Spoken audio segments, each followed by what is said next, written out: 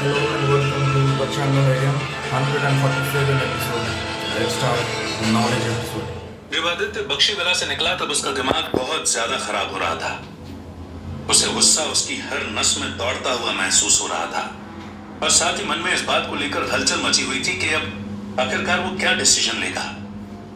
उसने सोचा था कि अगर वो गौतम को अपने पास होने की बात सुशील को बताएगा तो शायद वो थोड़ा डरेगा, लेकिन अब तो ऐसा करके उसने अपने पांव पर ही कुल्हाड़ी मार ली है। उसे अपने आप पर गुस्सा आने लगा और उसने एक मुक्का कार के डेक पर बहुत जोर से मारा, जिसकी आवाज कार के बाहर नहीं गई, लेकिन गुस्से से उसका गाल लाल हो गया था। वो सोचने लगा कि अब वो क्या फैसला लेगा और आगे क्या करेगा। इसी सोच के चलते उसका ध्यान ड्राइविंग सीट से हटा और उसने एक आदमी को ठोक दिया। आदित्य को होश आया और वो जल्दी से बाहर निकला। 1 मिनट में ही आसपास के लोग भी उस आदमी को घेर कर खड़े हो गए और वहां बातें शुरू हो गई। तब आदित्य ने उन सबको साइड में हटाया और उस आदमी की तरफ देखा। वो वही साधु था जो आदित्य को उस दिन हॉस्पिटल के बाहर मिला था। आदित्य उसे देखकर हैरान था, लेकिन वो नीचे झुका और उसने पूछा, बाबा आपको चोट तो नहीं आई? नहीं, चोट नहीं है, साधु ने बहुत धीरे से कहा। तब एक आदमी पीछे से चिल्लाया, बैठकर हालचाल क्या पूछ रहा है, इनको हॉस्पिटल लेकर जा। हाँ हाँ, एक तो पहले ही संत महात्मा को ठोक दिया, अब अपने कर्म का पश्चाताप कर और इनको लेकर जा, दूसरे आदमी ने कहा। तब आदित्य ने आसपास देखा और सब इसी बात को अलग अलग तरीके से कह रहे थे। आदित्य ने फिर साधु की तरफ देखा और उन्हें इशारा करके गोद में उठाया और फिर अपनी कार में बैठाकर वहां से जल्दी से निकल गया। गाड़ी जब उस जगह से थोड़ी सी आगे बढ़ी तब आदित्य ने देखा कि साधु बहुत ही आराम से गाड़ी में बैठे हैं, जैसे उन्हें कहीं भी कोई भी चोट नहीं है। लेकिन जिस तरह से आदित्य गाड़ी चला रहा था उससे तो उन्हें चोट आने के चांसेस थे। यही सोचकर उसने साधु से पूछा, बाबा आपको सच में चोट तो नहीं आई है? नहीं बेटा, चोट आती तो तुम्हें पता चल जाता, साधु ने वैसे ही धीरे से कहा और फिर वो मुस्कुराकर बाहर देखने लगे। आदित्य को यह बात बिल्कुल भी समझ नहीं आई। तब उसने पूछा, बाबा एक बात बताइए, आप मुझे उस दिन गोरखपुर में मिले थे और आज यहाँ, क्या ये सिर्फ एक संजोग है या फिर कुछ और? क्योंकि मैं इन चीजों को समझने में थोड़ा असक्षम हूं, इसलिए आप मुझे बताइए। आदित्य की इस बात को सुनकर साधु को हंसी आ गई, जिसे फिर से आदित्य नहीं समझ पाया। तब उन्होंने ऐसे ही हंसते हुए कहा, संजोग जैसा कुछ नहीं होता है आदित्य। अगर तुम्हारे मन में कोई सच्ची श्रद्धा है और तुम उसे पूरा करना चाहते हो तो भगवान तुम्हारे साथ होते हैं और तुम्हारी हर उस बात को पूरा करने में मदद करते हैं। अब या तो तुम इसे संजोग कह लो या फिर श्रद्धा, सब तुम पर निर्भर करता है। साधु की बात सुनकर आदित्य थोड़ा हैरान हो गया, क्योंकि उसे ऐसा बिल्कुल भी याद नहीं था कि उसने कभी किसी साधु को अपना नाम बताया हो। तब उसने पूछा, बाबा आपको मेरा नाम कैसे पता और मेरी श्रद्धा क्या है जो आप मुझसे मिले? मुझे सब पता है आदित्य, मैंने तुम्हारे साथ बहुत समय बिताया है, कहने को 10,000 साल ही मान लो, साधु ने कहा। आदित्य इतनी बात सुनकर बहुत हैरान हुआ और उसने गाड़ी को साइड में रोक दिया। फिर उसने पलटकर उनकी तरफ देखा जिस साधु से वो मनाली में मिला था और इस सफर की शुरुआत की थी। उनकी दाढ़ी बहुत लंबी थी, बाल में एक जूड़ा बांधा था और आंखों में बहुत तेज था। लेकिन जो साधु उनके सामने बैठा था, उनकी ना तो दाढ़ी बड़ी थी और ना ही आंखों में वैसा तेज। आदित्य कुछ कहता उसके पहले ही साधु ने कहा, अब तुम्हारे सोचने से कि क्या मैं वही हूं कुछ अर्थ नहीं निकलेगा, बस विश्वास करो कि मैं वही हूं और कहो जो तुम कहना चाहते हो। तुम्हारी यही श्रद्धा मुझे खींचकर तुम्हारे पास लाई है कि तुम बहुत असमंजस में हो, नहीं सोच पा रहे हो कि आगे क्या करना है, लेकिन इसीलिए मैं यहां हूं। बाबा आप तो सब जानते ही हैं, इसलिए आप ही बताइए कि क्या मैं अपनी जान को लोगों के लिए बलिदान कर दूं या फिर एक निर्दोष को मरने दूं? आदित्य ने पूछा। तब साधु ने कुछ सोचा और फिर आगे कहा, तुम्हें याद होगा आदित्य, मैं तुम्हें पहले ही चेतावनी दे चुका था कि कभी भी अपनी बुद्धि, बल और शक्तियों का उपयोग किसी निर्दोष के खिलाफ मत करना। पर बाबा, यहां मेरी शक्तियों की बात नहीं है। बात तो है उस लक्ष्य की जिसे मैं पूरा करने निकला था, लेकिन सब उल्टा हो गया। वो उल्टा सिर्फ इसलिए हुआ है आदित्य, क्योंकि तुम अपने फैसले ढंग से नहीं ले पाए। साधु ने हल्की तेज आवाज में कहा। आदित्य को उनका गुस्सा समझ आ गया और वो चुप रहा। तब साधु ने आगे कहा, तुम इस बात से अनजान हो, लेकिन तुमने जिस दिन इस पृथ्वी पर दूसरी जिंदगी का पहला कदम रखा, उस पल से मैं तुम्हारे साथ हूं। हर घड़ी में मैं तुम्हारे साथ था।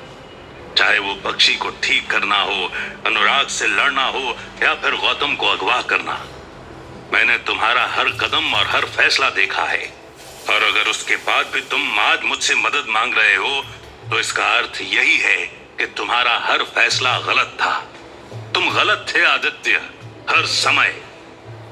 लेकिन अगर ऐसा था तो आपने मुझे रोका क्यों नहीं? वो मेरा धर्म नहीं है आदित्य। जब तुम मुझे मिले थे, तब तुम्हें बदले के अलावा कोई भाषा नहीं आती थी। लेकिन फिर तुम बदले और मुझे लगा कि मैं तुम्हें बदलने में सक्षम रहा। लेकिन तुम्हारी इन हरकतों को देखकर मुझे खुद पर संदेह होता है कि शायद मैंने तुम्हें चुनने में कोई गलती कर दी। साधु ने कहा।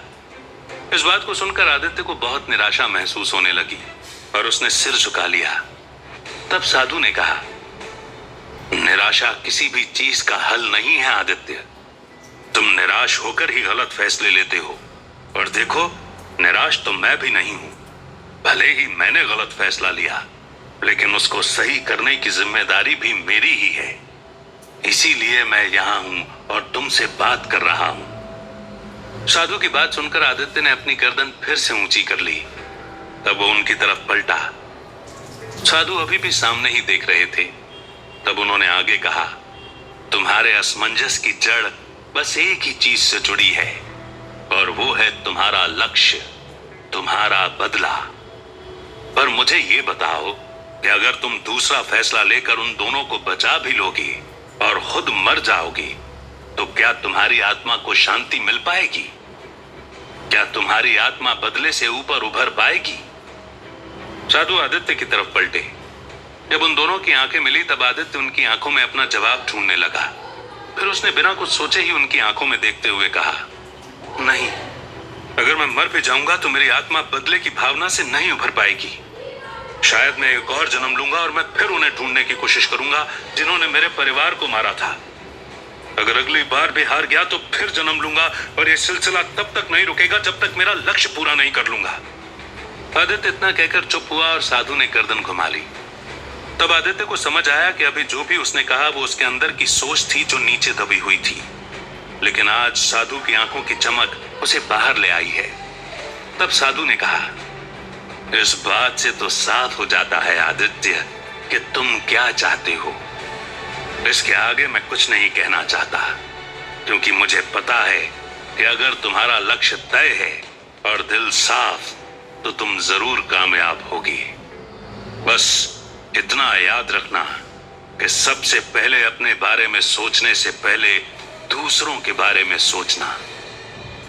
और ये भी ध्यान रखना कि रणभूमि में खड़ा हुआ हर इंसान तुम्हारा शत्रु है। उसके साथ वैसे ही न्याय करना। साधु इतना कहकर दरवाजा खोल उतर गए। लेकिन आदित्य के मन में अभी भी बहुत सारे सवाल दौड़ रहे थे, और उन्हीं को पूछने के लिए वो जल्दी से नीचे उतरा और उस तरफ देखने लगा जिस तरफ साधु गए थे। लेकिन दूर दूर तक उसे कोई नहीं दिख रहा था। ऐसा लग रहा था जैसे साधु हवा के साथ ही उड़ गए। आदित्य को समझ आ गया कि एक बार फिर वो उसे ज्ञान की एक जोत दिखाने आए थे, और उसको समझकर सही फैसला लेना वो आदित्य पर ही छोड़ गए हैं। उस बात को सोचकर आदित्य फिर से कार में बैठा और उसने कार आगे बढ़ा दी। आदित्य का मन अभी भी उन्हीं सारी बातों को सोच रहा था। उसे अभी भी चैन मिल पाना जैसे बहुत मुश्किल बात लग रही थी। लेकिन उसे इतना पता था कि अब जो भी उसे करना है वो दूसरों की भलाई के बारे में सोचकर करना है। इसका मतलब यही था कि उसे अमित और ट्विंकल दोनों को बचाना होगा। लेकिन क्या फिर उसे मरना होगा? पर आदित्य को पता था कि वो ऐसा भी नहीं कर सकता, और वो बस ये उम्मीद करने लगा कि कोई नया रास्ता निकल जाए। यही सोचते हुए वो थोड़ी देर में घर पहुंच गया और उसने गाड़ी पार्किंग में लगा दी। उसकी गाड़ी से बाहर कदम रखने की इच्छा नहीं थी, क्योंकि आज तक उसने जिस भी इंसान को अच्छा मानकर उससे कनेक्शन बनाए थे वो सब अब बर्बाद हो चुका था। पहले वो बदले के बारे में सोचकर बख्शी परिवार की पावर का इस्तेमाल करना चाहता था और साथ में ही उसे जुबेर का भी सपोर्ट मिल गया था, लेकिन अब दोनों ही उसके साथ नहीं थे। अब उसकी जंग उन दोनों के खिलाफ थी और वो अकेला था, इसलिए उसे कहीं ना कहीं डर भी लग रहा था, अपने लिए भी और अपने परिवार के लिए भी। उसने सोचा कि गौतम को वो गोरखपुर से निकाल चुका है और इसकी वजह से थोड़े टाइम के लिए ही सही, लेकिन उसका परिवार सेफ है। जब तक आदित्य गौतम को वापस नहीं करेगा तब तक सुशील उसके परिवार की तरफ आंख भी नहीं उठाएगा, लेकिन वो इस बारे में श्योर भी नहीं हो सकता। यही सारी बातें उसके मन में एक हलचल पैदा कर रही थी और उसे कहीं भी स्टेबल रहने का चांस नहीं दे रही थी। फिर भी उसने सोचा कि कार के अंदर बैठे रहने से कुछ नहीं होगा और वो थक हार कर दरवाजा खोलकर घर की तरफ बढ़ा। उसने जब घर का मेन गेट खोला तब भी उसके मन में बस थकान ही थी, इसलिए वो एक भी कदम आगे नहीं बढ़ा और बस वहीं नीचे बैठ गया।